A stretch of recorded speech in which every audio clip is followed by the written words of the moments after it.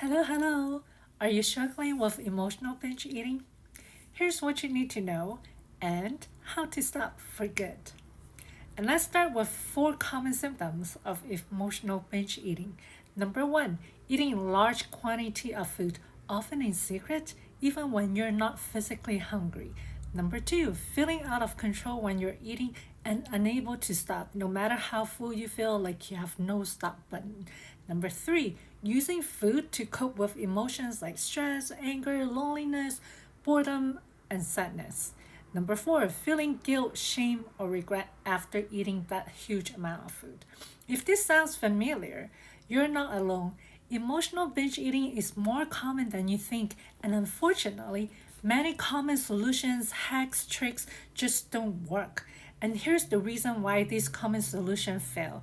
Number one, dieting. Emotional eating isn't about hunger. So cutting calories or restricting food doesn't address the real issue.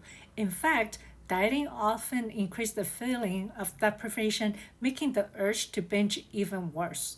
Number two, willpower. Emotional eating isn't about lacking discipline. It's a deeper rooted response to emotional pain. Relying on willpower ignores the subconscious triggers behind that binge eating behavior. Stress management, while might be helpful, but generic stress relief advice like take a walk or breathe deeply just doesn't dig deep enough into the urges to binge. So, what's really going on when you binge eat? Emotional binge eating is often rooted in unresolved emotions and unmet needs. And here's why. Number one, food becomes a coping mechanism. For many people, food is a source of comfort, love, distraction from difficult emotions like loneliness, shame, and anxiety. Number two, past trauma or conditioning. Many people develop emotional eating habits from childhood experience, like being rewarded with treats or finding comfort in food during tough times.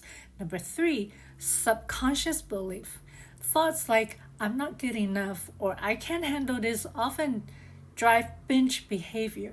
These beliefs operate on autopilot, triggering emotional eating as a way to self soothe. Number four, stress and overwhelm.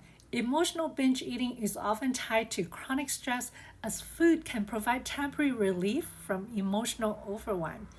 So, what's the real solution? The real solution is really about rewiring your relationship with food and your emotions. So, to stop emotional binge eating, you need to address the underlying emotional root causes, and that's where hypnosis can make a huge difference. So, how hypnosis work? Hypnosis helps reprogram your subconscious mind where emotional eating habits are stored. It allows you to do several things.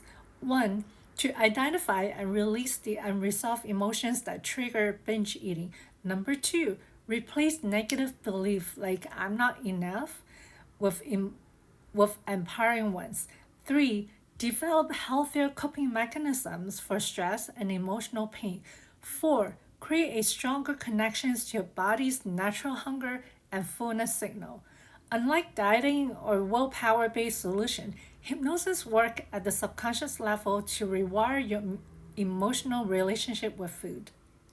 So breaking free from emotional binge eating,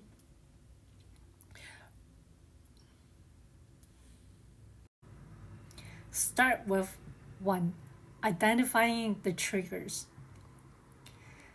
Keep a journal to track when and why you binge.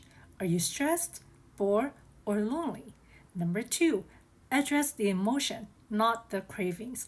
Ask yourself, what am I really feeling? And explore ways to meet that need without food.